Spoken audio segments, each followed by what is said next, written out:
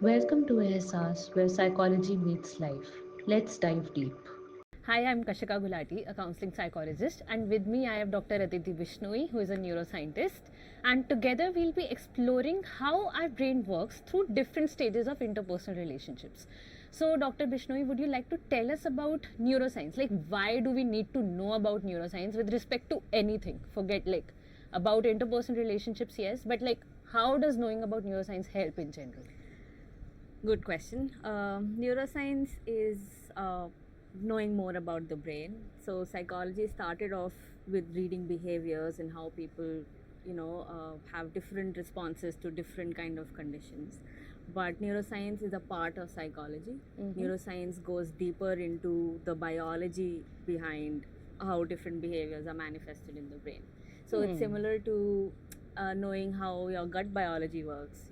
Some people are tolerant to milk, some are intolerant to milk. Right. So just knowing that helps them decide, what kind of food to eat, what kind of diet to follow. It's similar for our brains as well. Brain is an organ in our body, and we need to be as aware of how it works, how it functions, which leads to different behaviors that we have. And I think that really helps us give an objective view of our own selves.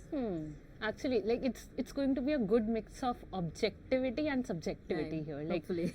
you can actually talk about how, like while I talk to a lot of my clients and we discuss certain things, it's very easy for them to fall back to their own patterns. Like despite discussing number of things they can do Right. to actually make their situation better, which is what they are usually there for. But like if they genuinely know why doing what we actually talk about is beneficial, Right. it will be easier for them to follow through, Correct. which is what I believe both of us can build together in this episode. Right. And understand that with respect to interpersonal relationships. So Yep. like I remember one of my clients coming to me and telling me that she got together with this person and it seemed perfect. Like she felt like this is the person she would like to be with. Right. But again, like what happens in any relationship, they had fights and they finally split. Like Right. one person broke up with another, and now she doesn't know how to basically sustain, and Right. that person became Right, like right.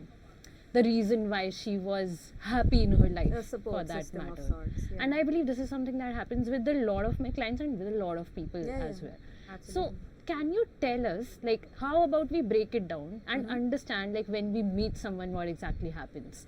When there are expectation in alignment, when that happens in a relationship, and finally when we break up with someone. I'm pretty sure lots of things happen in the brain. So, like, how about you tell us what exactly happens with us when we meet someone and hit it off? Right.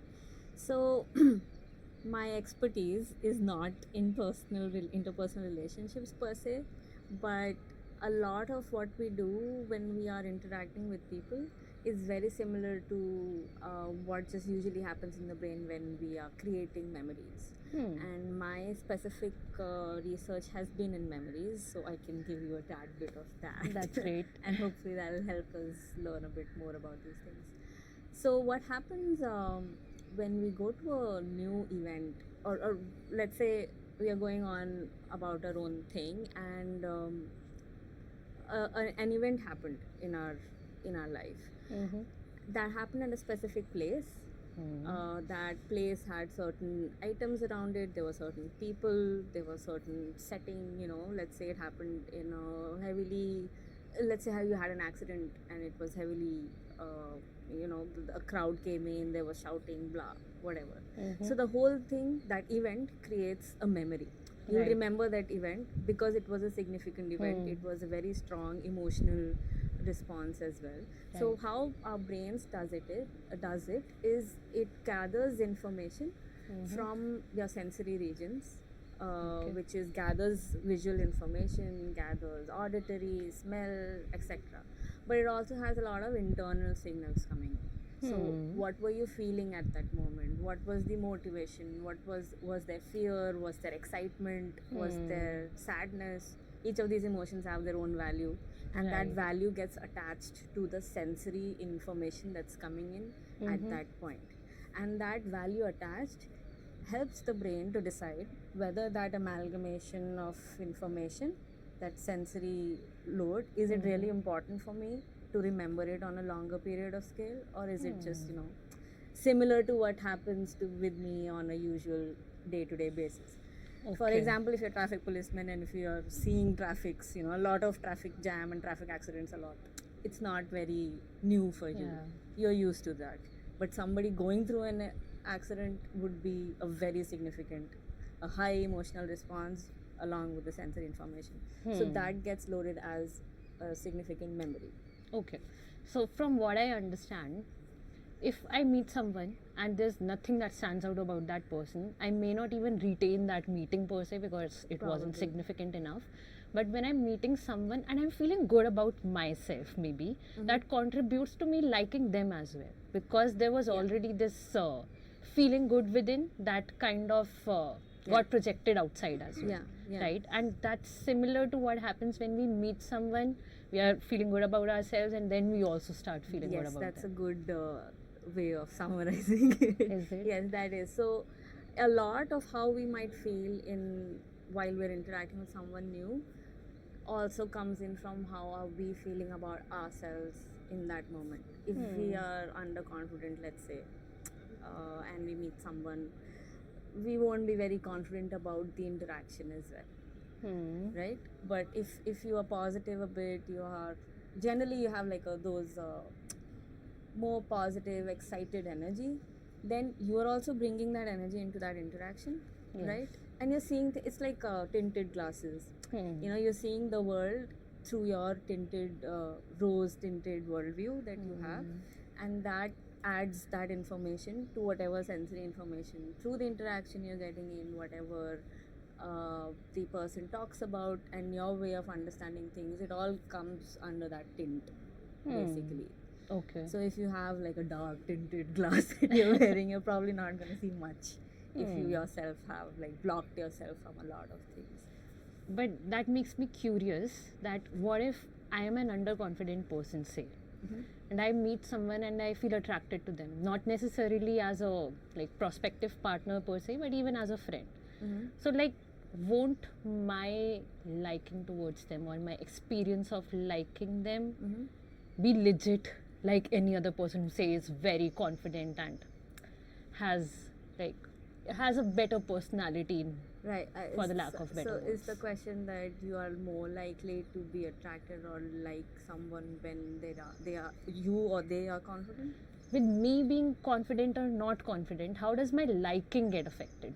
Okay. Yeah, that doesn't get affected much. I think so. Again, I'm not a specialty on personal relationships, but this is how the brain signals novelty, or you know, something novelty, something new or something exciting. So over the years, as we experience different things during our lives, we create, like I said, memories, and these memories they create sort of let's say a pattern of activity in the brain. So if I show you an image of a cat, and you've seen cats over the years, you know, even if you just look at the cat's tail, you can recognize it belongs to a cat just by looking at the tail. But if you show that to a very young kid who's still learning A, B, C, then they won't be able to, because they haven't seen as many instances of those.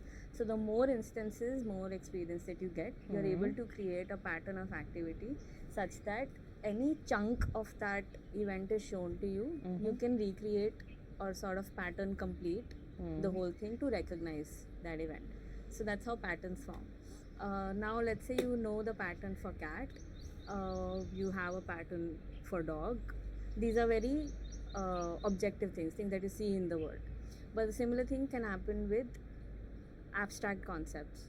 Concepts like how Meeting should I someone. behave in certain situations. For example, each time my mom scolds me, this is my reaction.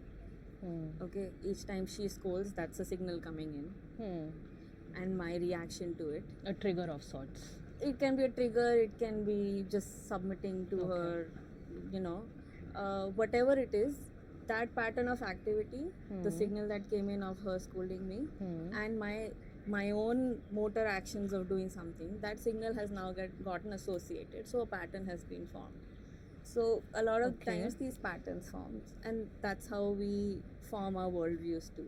Hmm. Then there are also using the existing patterns and experiences of our own, of stories that we hear from different people, or through social media, etc. We may again form these associations and form new patterns. Let's say this is how I want my partner to be. Everyone the has that list, Prince yes. Charming, the Prince Charming story that we all have, and then we have that pattern, and we just whatever fits in that pattern is great. Whatever is not fitting in that pattern, you're not really that's something totally new. So now new things are uncomfortable for you because they're not fitting in your pattern, and forming new patterns takes time, takes energy, takes more information, of course, over a period of time. Okay. Yeah.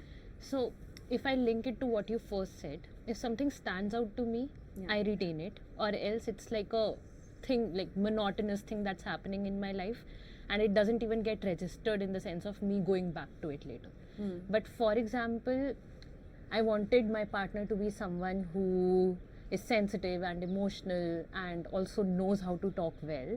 If I see these three things in a person, I'm like, oh, that matches everything that I had in my list. That happens. And yes. I feel like this is the person for me. Like in my mind, I'm confident this is the person I'm going to marry.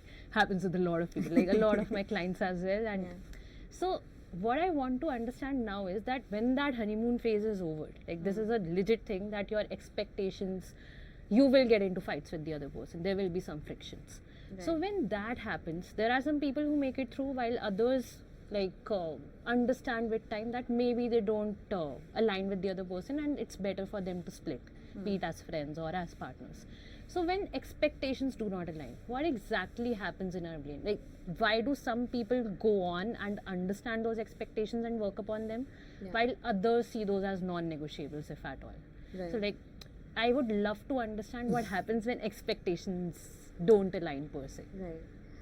To get into that, let's take an example of how on the fly, how is the brain really doing this mismatch and match things, and it does it with everything that it sees. Like I said, if it wants to recognize a cat, it'll do that. You just don't know it, the brain is doing it in the back. So let's take an example of each pattern being like a set of bullet points. Like you mentioned, he talks nicely, He's sensitive, whatever they were, emotional, sensitive, all of emotional, that. sorry, these are bullet points. So for the person, the brain already has bullet points. Let's just pick up the cat example again. It has bullet points. The tail should be furry, it should be, the aspect ratio of the animal should be such and such. We have the bullet points there. And now when you're meeting the person, you have these 3 points that match on your card. So now what your brain is doing, okay, I have a cabinet of files, different files.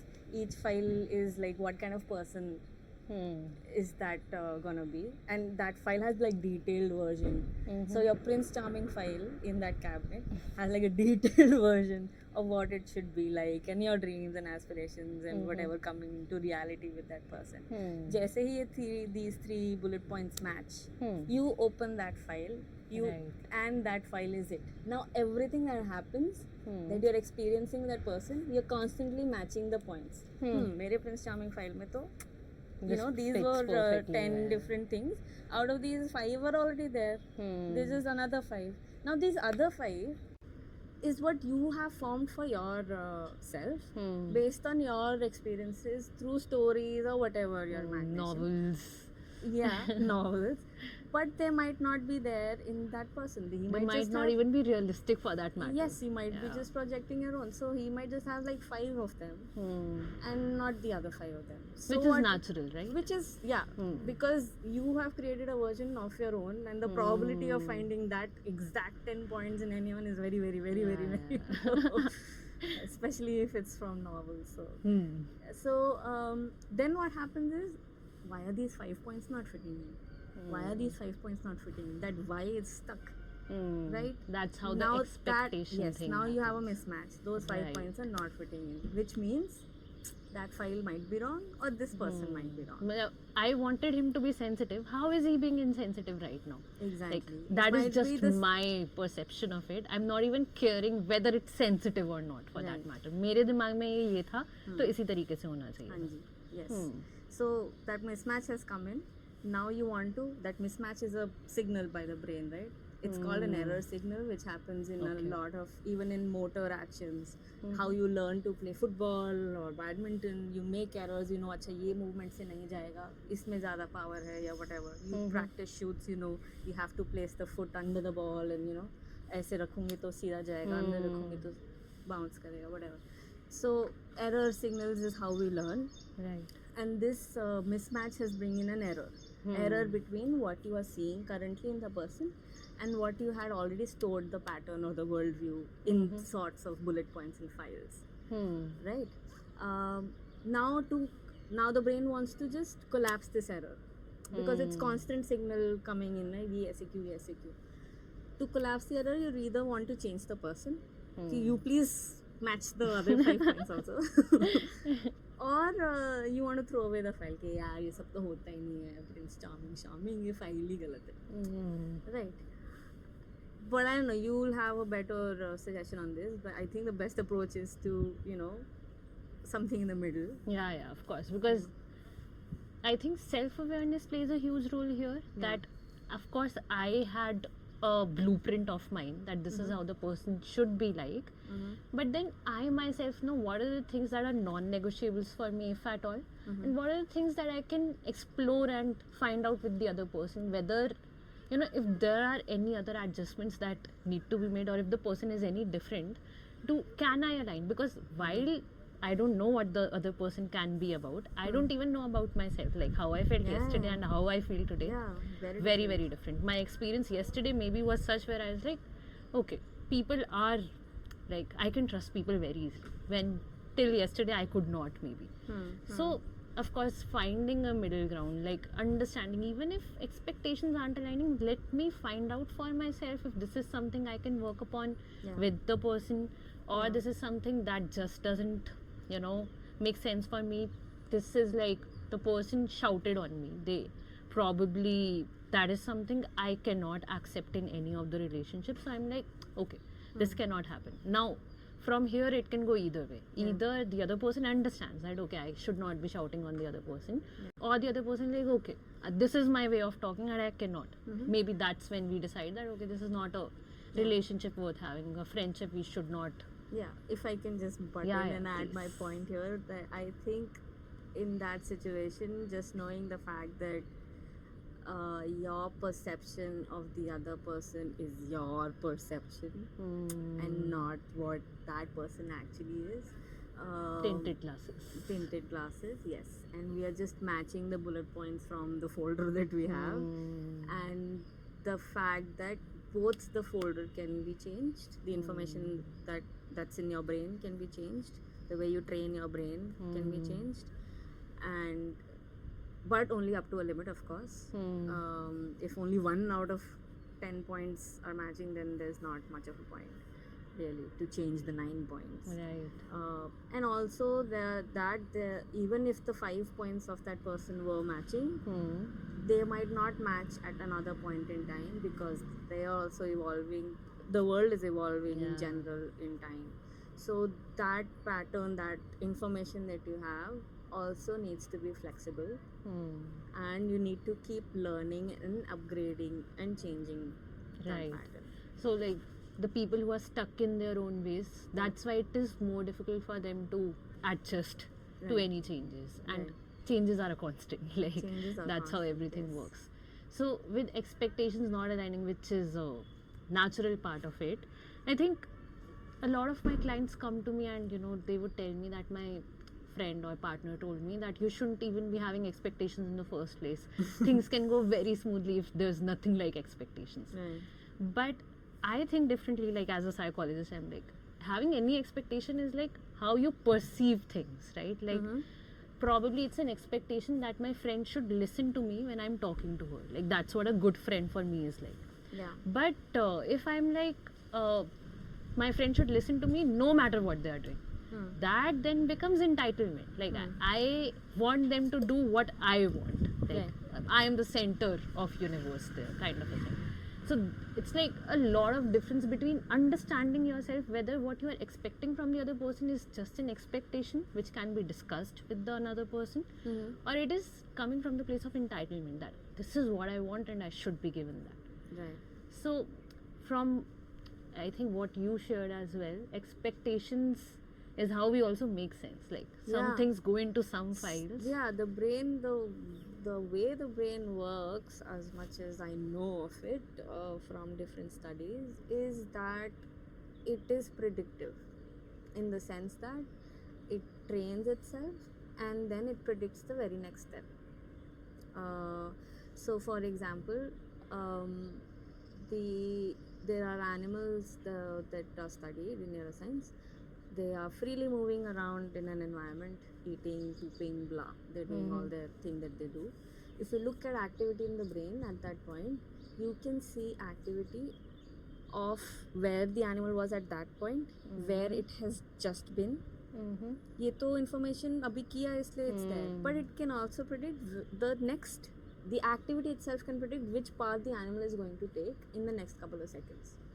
So let's say there was a maze where the animal was supposed to take a right turn versus a left turn, and the activity in the brain in the central part will show neurons that were active for the right path, and then the animal actually takes the right path. So basically, based on several lapse into the same environment, or based on how much you're exposed to the same environment, same conditioning, same experiences over time, you can form you formed a pattern of what you already know, which helps you predict the next steps or complete the missing links, basically. So it is predictive, which means that prediction would come in the form of an expectation as well. If you are seeing these experiences over and over, you've experienced these, you formed a pattern. Let's say I show you the same mosaic, those puzzle picture thing over and over for 5 years. You know exactly which piece goes where. But some days I'll show you half the puzzle pieces, some day I'll show you other half randomly picked out. You will know which one will go where, because you've seen those things over and over again. Practiced it so many times. So those expectations, they just happen. You cannot stop it. That's just how the brain works, because it completes the pattern. If someone has been, if this is, and not because of interpersonal relationship also, sometimes it also comes, I believe, I might be wrong, is from my own way of dealing with things. When someone talks to me in this way, this is how I respond. Very triggering example is usually we talk virtually these days with people. So if someone texts me, my thing is to text back. That's my pattern. So I expect that the other person also, I texted, he hasn't texted back. Because that's my pattern. I do not know of any other pattern. If I know of the other pattern, I can accommodate. Okay, there are certain people, or in certain cases, even if the person doesn't text back, doesn't mean it's a big thing. Knowing that is enough to form a new pattern in our brain and saying, this is something of, this is known knowledge now. So it's not something that will be erroneous or a mismatch anymore. Okay. So expectations are natural. That's not just a psychologist's perspective, and that's how brain works as well. Yes. Right. Okay. Yeah. So I think with the person being aware, like, this is how I want things to be. At the same time, this is not how things can be. And like playing that out with the other person, understanding where they are coming from, understanding what are the kind of things they can do together, or probably not do together for that matter, right? That is one consequence. That is people splitting when they feel that their interests don't align, or like how they do life doesn't align. Which is where breakups come in. Like again, could be friendship breakups, could be romantic breakups. And I see so many people, actually many of my clients, telling me that they have broken up with whoever, and now their friends are coming and telling them that you should move on because that person did not deserve you anyway.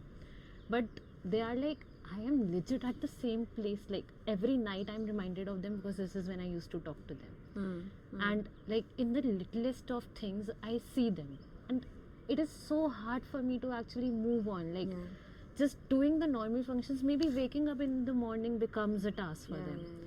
So, like, what exactly happens in our brains when we are actually going through that bigger transition of, say, breaking up with someone? Yeah, that's a huge change that we go through, and bigger the change, more the energy it takes to bring it back to baseline. So, one thing that has been studied in neuroscience over and over again is the role of different sensory information on memory recall. So, recall of events that had happened can get triggered by using the same sensory information that was present during the experience.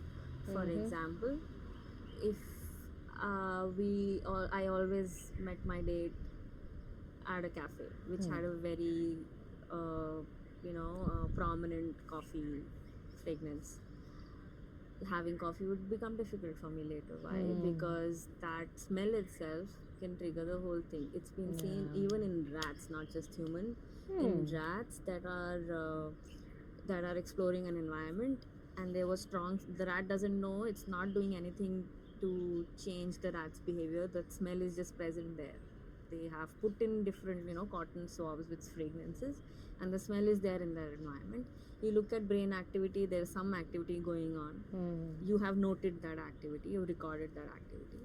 Now you put the animal in its sleeping cage. The animal is sleeping. Okay, you put even one swab of that fragrant in his cage. The exact pattern of activity in a compressed form, but the exact pattern, this exact sequence that happened during the experience, during the behavior, will be there when the animal is sleeping or resting in its cage. So it's been done with fragrances, it's been done with audio signals as well.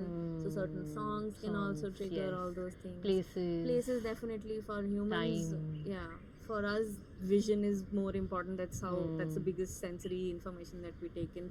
Smell is not that strong, but it still has an impact. The fragrance that your person would be using. So all these things can trigger the exact pattern of activity that was there during the experience. So now the task becomes to but the pattern of activity is the same, but the feelings are not the same. So you're predicting something that रात हो रही है, बात करने का time है, your brain is like अब बात करेंगे, पर reality hits कि अब तो हम साथ में ही नहीं हैं. So the current information that's coming in is not matching what your pattern was. Time also, like the routine also gets built up based on that, and yes, that also becomes a part of your pattern of activity.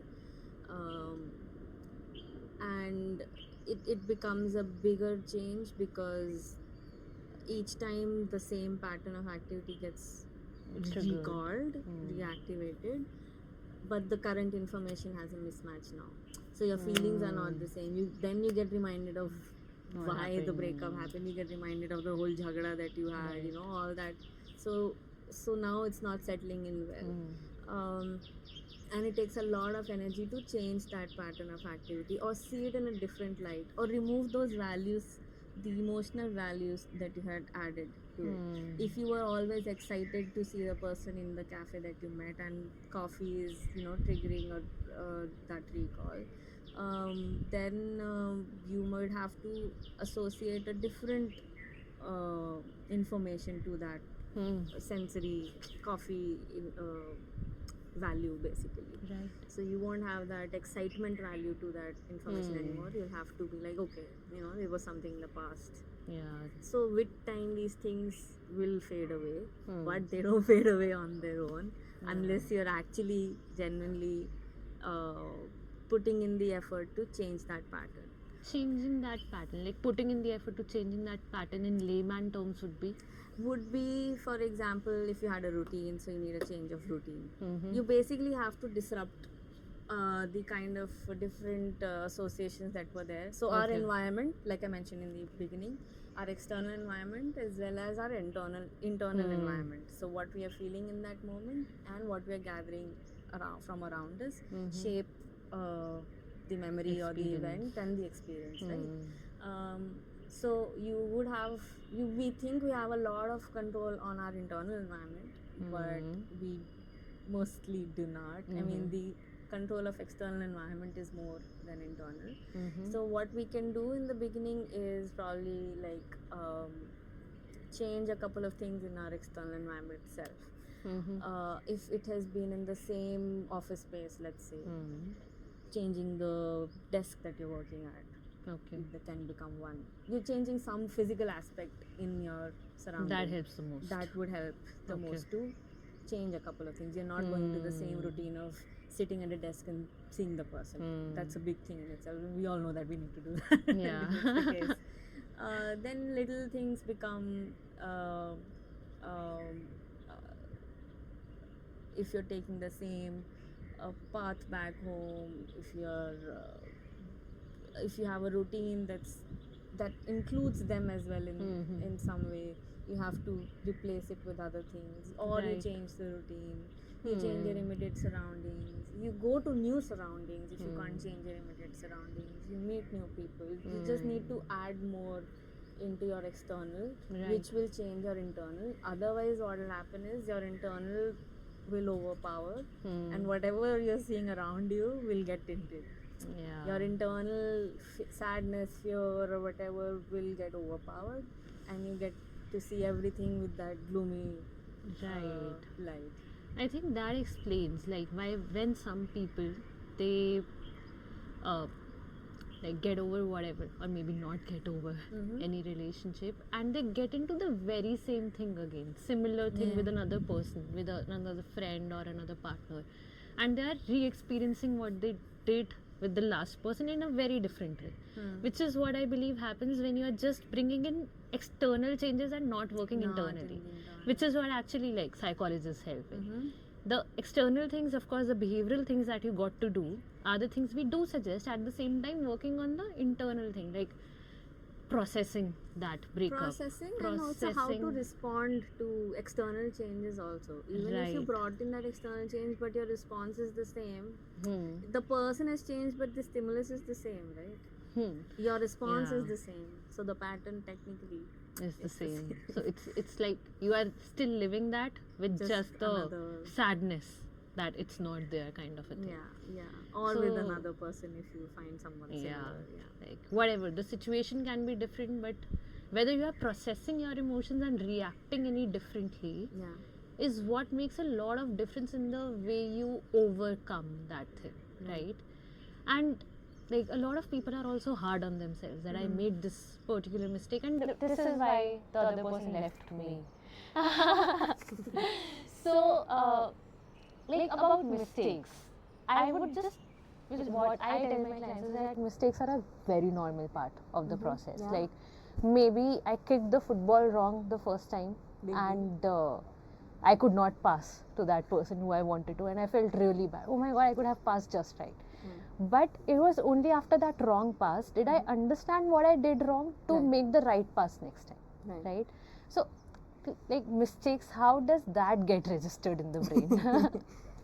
Mistakes, like I said, any error signal is a huge signal for the brain, and depending on how you've been exposed to these errors and you've been reacting to these errors will shape how you respond to them, whether you want to just dismiss it कि हाँ हुआ ही नहीं है मेरे से तो error. It's not an error, you know. That's a lot of people do that. It's not there. It's just not there. Or you try to, you know, frantically change so that the gap between the actual and the what caused the error becomes, you know, smaller. Mistakes are natural is what I'm hearing. Yes, but the fact is that anything you do, as long as you're doing new things, you will go off the baseline, either upwards or downwards. Upwards is when you'll feel good, you know, that change was good. Downwards, we're like, okay, no, that was wrong. But what we tend to do is upward changes, like very, very nice, accept those, perfect, we should do it. But downward changes, negative changes, which give us like the realization that okay, this does not work well with me, are seen as big mistakes Mm-hmm. and are frowned upon, and someone takes it too hard on themselves too.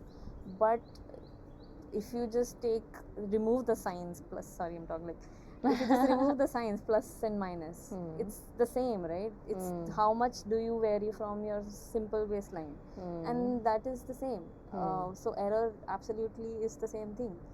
Whether it's positive or negative, that is something that we are assigning based on whatever societal pressures, cultural thing. I know this is morally, I mean, of course there are certain things that are morally wrong and shouldn't be done, but most cases we do not need to be so hard on ourselves for mistakes that did not bring a positive reaction from us or others around us. And I think errors is how we learn, and it's very important to make mistakes to learn. Like basically, only after making mistake am I realizing what I want to do better.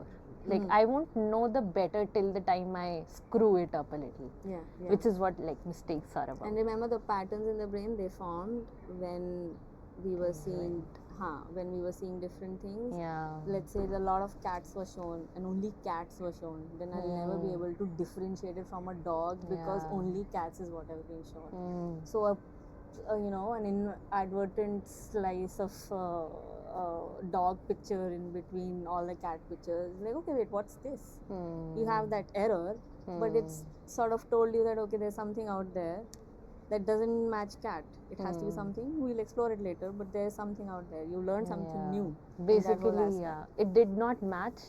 कि ऐसे तो नहीं होता था, पर ये नई चीज़ आई है, अब देखते हैं ये नई चीज़ है क्या sorts. Which is what also I think happens after breakups. Like not maybe immediately after a breakup do you feel, oh, this wasn't the right person for me and it's good that I broke up with them.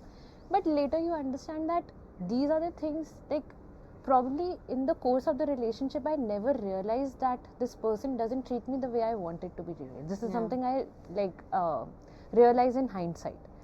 So I believe again this is something that comes up a lot in our sessions, that breakups aren't always bad. No. They can be a reflection into understanding yourself better, understanding what it is that I want, what it is that I don't want, so that the next time I explore a new relationship, it could be a friendship or a partner relationship, that I understand that, okay, based on my previous mistakes or another person's mistakes for that matter, I now know a little better maybe what I want and what I don't. Again, there will be this whole journey of what we spoke about. Yeah, because you're also evolving, so your bullet points will also change. Yeah, like two people's bullet points, there like are a lot making of messes in their that heads. Are changing. But the whole thing just boils down to you being aware of the fact that that's how the brains work, and it's okay to make errors, and just be open about the fact that either one of them has to keep making minor changes, but as long as they are minor and you both are on the same page, and you both have the same goal, then it's not a big deal. Right. I think that actually helps make a more holistic understanding. It did for me actually. Oh, that's great. That when I suggest, I won't say suggest, but like when I and my clients talk about certain things and they come to me asking me like, but why? Or I'm just not able to do what we discussed about. These points can actually help understand what needs to change, why it needs to change, and how the change can be more sustained for that matter. Yes. So I hope that everyone was able to, build some insight into their patterns, into their relationships, into failed relationships for that matter, so that it actually helps them attract, I wouldn't say the right kind, but what feels right in the moment, and make it right eventually for yourself for that matter. Absolutely. So thank you, Dr. Vishnoi, for sharing your knowledge with us. Thank you for having me.